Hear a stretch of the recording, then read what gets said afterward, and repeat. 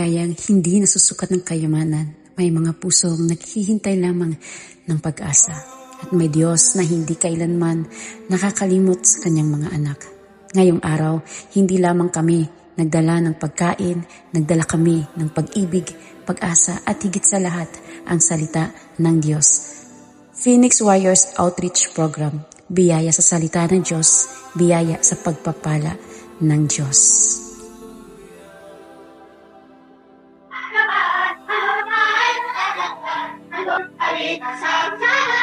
Awit natin ka, iba'y pagkakalo kamay, itaas at itamay, dahil maasabi mo sa buhay, maasabi mo sa buhay.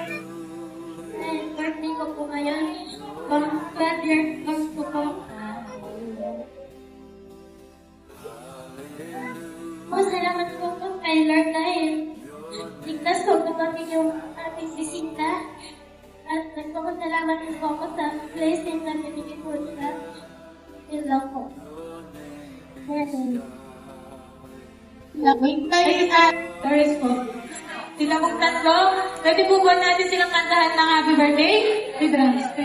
Tayo po ay umawit ng happy birthday sa ating po mga celebrant. Happy birthday to you, happy birthday to you, happy birthday, happy birthday, happy birthday to you.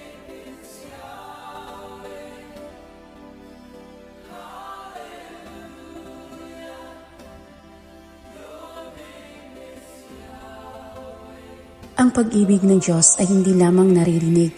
Ito ay naipapakita sa pamamagitan ng pagmamalasakit, sa bawat grocery na naipamimigay, sa bawat ngiti ng isang bata, naroon ang biyaya ng Diyos. Hindi mahalaga kung gaano kalaki ang ating naibigay. Ang mahalaga ay ibinigay natin ito ng may pagmamahal at mula sa ating puso, sapagkat ang bawat kabutihan ay nagiging daluyan ng pagpapala ng Panginoon. Minsan, ang isang simpleng pagkain ay nagiging sagot sa isang tahimik na panalangin. Sa bawat pinggang na ihain, hindi lamang gutom ang nababawasan, kundi pag-asa ang nadaragdagan.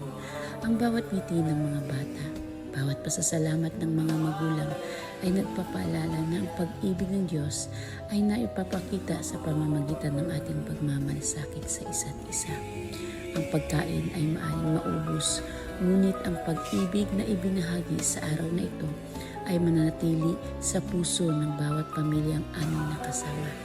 Dalangin namin na ang bawat biyayang tinanggap nila ay maging paalala na ang Diyos ay tapat, mapagmahal at hindi kailanman nagpabaya sa kanyang mga anak. Sa Phoenix Warrior Outreach Program, ang bawat handog ay hindi lamang pagkain.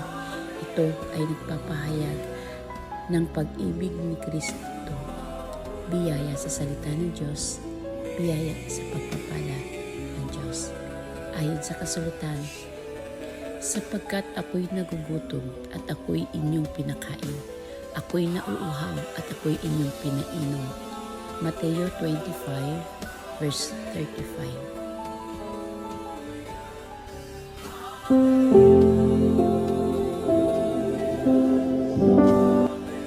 Ang bawat paglalakbay ay may kwento, at ang kwentong ito ay isinulat ng pag-ibig ng Diyos. Hindi naging madali ang paglalakbay ng mga volunteers sa Banaag Mission Christian Church. Tinahak nila ang mabatong daan, maputik na kalsada at matagtag na biyahe gamit lamang ang tricycle. Nauna nilang inihatid ang mga grocery upang matiyak na makarating ang bawat pagpapalang. Bukasan, muli silang bumalik sa kabundukan, dala ang kanilang mga puso na handang maglingkod. Hindi naging hadlang ang hirap ng daan sapagkat mas mahalaga ang mga pusong naghihintay ng pag-asa at ng salita ng Diyos. At sa bawat kilometro ng paglalakbay, mas lalo nilang naranasan ang katapatan ng Panginoon. Phoenix Warrior Outreach Program, biyaya sa salita ng Diyos, biyaya sa pagpapala ng Diyos. Maraming salamat sa lahat ng aming Phoenix Warriors volunteers. Ang inyong oras, pagod, sakripisyo at pagmamahal ay naging daan upang maisakatuparan ng outreach program para sa ACAS community. Hindi naging madali ang paglalakbay sa mabato at maputik na daan, ngunit pinili ninyong maglingkod ng buong puso. Kaya saludo ako sa inyo.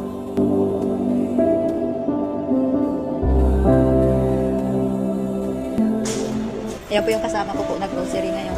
Siya po si Joe Arteta.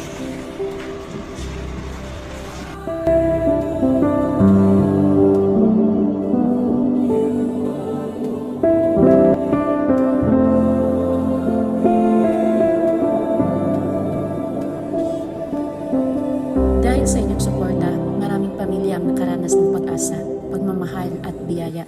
Hindi lamang kayo nagbigay ng tulong, nagbigay rin kayo ng pag-asa at nagpakita ng pag-ibig ni Kristo sa pamamagitan ng inyong bukas palad na puso. Dalangin namin na patuloy kayong pagpalain ng Panginoon, gabayan sa bawat hakbang at suklian ng higit pa ang lahat ng kabutihan ng inyong ibinahagi. Mula sa taus-pusong pagpapasalamat sa ating mga sponsors, Team Kasangga, Tulong Mula sa Puso, The Magic 10, The Good Samaritan, Team Cosi Family, and Team Seniors Never Fade, at sa ating mga volunteers leader. Maraming salamat sa inyong pagtitiwala at pakikiisa sa Phoenix Warrior Outreach Program. Ang lahat ng papuri, karangalan at kaluwalhatian ay sa Diyos lamang. To God be all the glory. Thank you for watching.